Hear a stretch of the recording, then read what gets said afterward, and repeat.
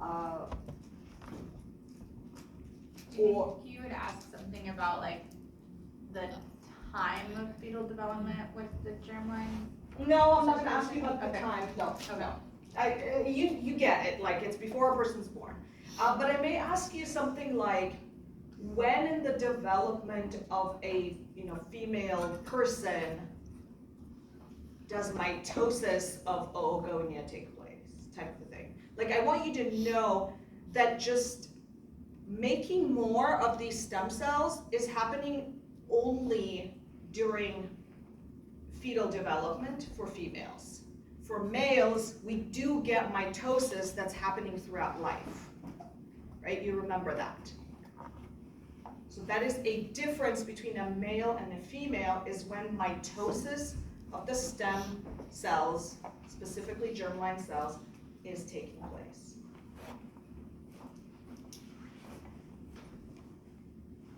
Mitosis before birth. For females, yes. Males throughout life. Vu. Can you explain again why it's not synonymous with stem cell? Yeah, the word stem cell, or the term stem cell, means any cell that can develop into multiple cell types. So you can have stem cells in the skin, you can have stem cells in muscle, you can have stuff like that. The word germline cells means the stem cells that will develop into eggs and sperm. So it's a specific type of stem cells that we call germline cells. We only have germline cells in ovaries and testes, and for the ovaries, they only exist in the fetal development of the ovary. Does that help? Yeah. All right, so when a person is born, we have primary oocytes. That's the oogenesis part of it. And they are all surrounded by these squamous single layer of cells called follicular cells, and that's follicular genesis part of it. Because the follicle is going to grow and develop as the oocyte grows and develops. So are there any questions about at birth, where are we at?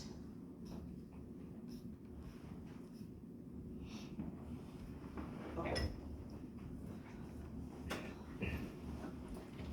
There is some development of the follicles before puberty that slowly starts to kind of ramp up to puberty.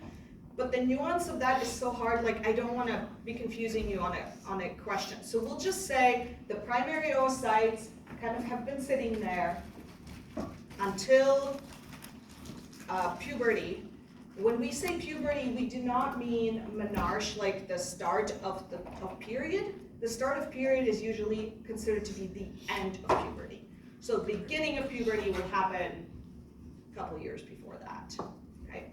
But we're not gonna super duper split hairs there. We're gonna say that some of these primary oocytes and these follicles are going to be recruited every month, about 24 of them, to resume development and finish meiosis 1.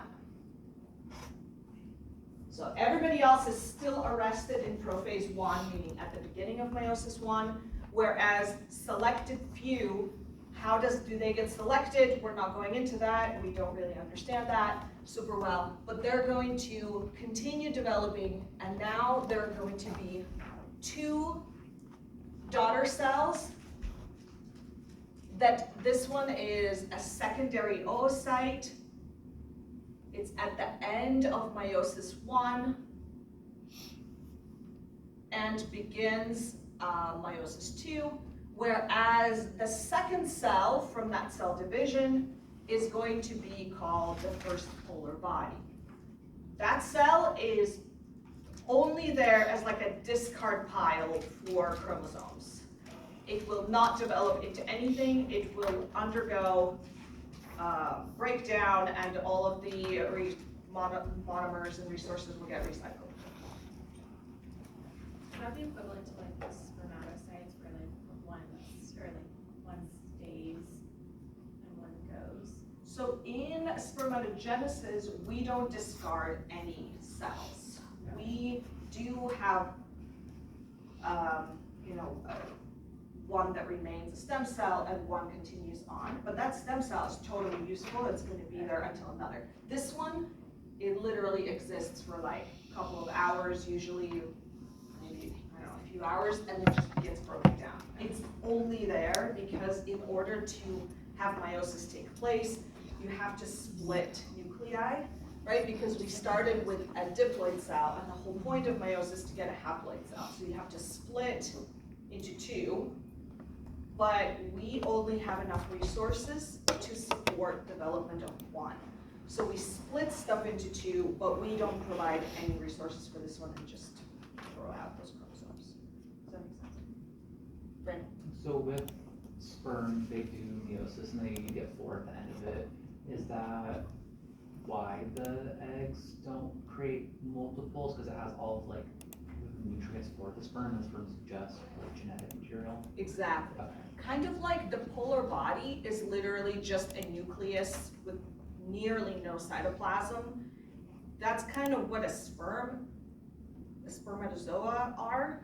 So that is easy production. You don't have to put a lot of resources. And a final oocyte, where do we have it, is going to have a huge cytoplasm with tons of proteins, tons of lipids, all the things, bells and whistles that you want to really prepare for the development of a new individual. And that's really expensive for the body to be able to do. So in order to do it well, we can focus on quality over quantity, and we only pick one. So even though probably in your biology 112 class prerequisite, you learned that meiosis results in 4 haploid cells from 1 diploid cell.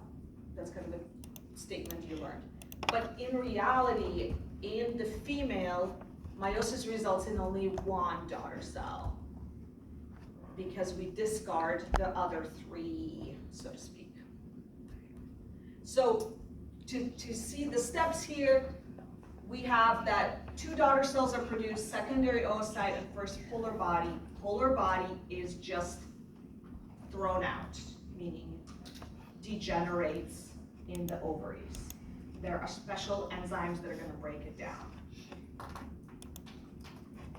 The secondary oocyte will proceed on through meiosis 2, and it will stop in metaphase 2 of meiosis 2. Does anybody remember what metaphase is? What's happening at metaphase?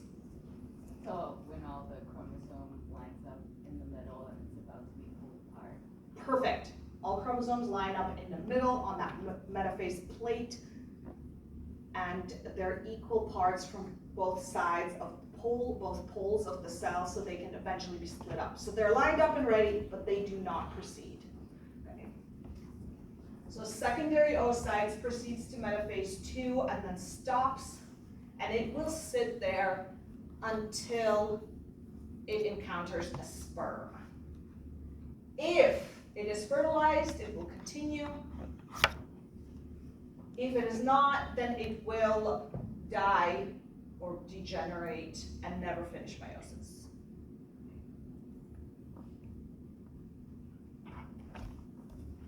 Okay, I'm going to give you 2 minutes to just process this and look at the diagram there.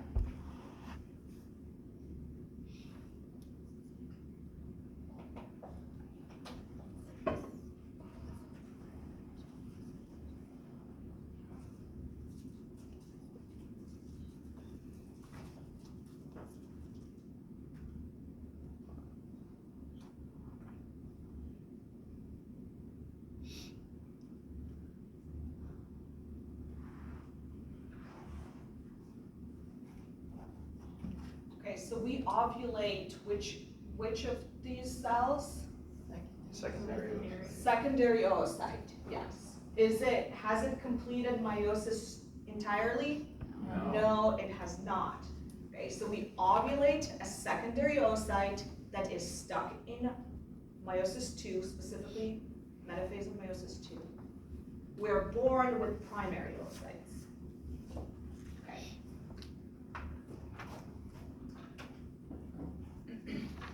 All right, so I spent a long time, I guess in the last couple of days, going down a rabbit hole of why the textbooks are super inconsistent about timing of when all of this happens.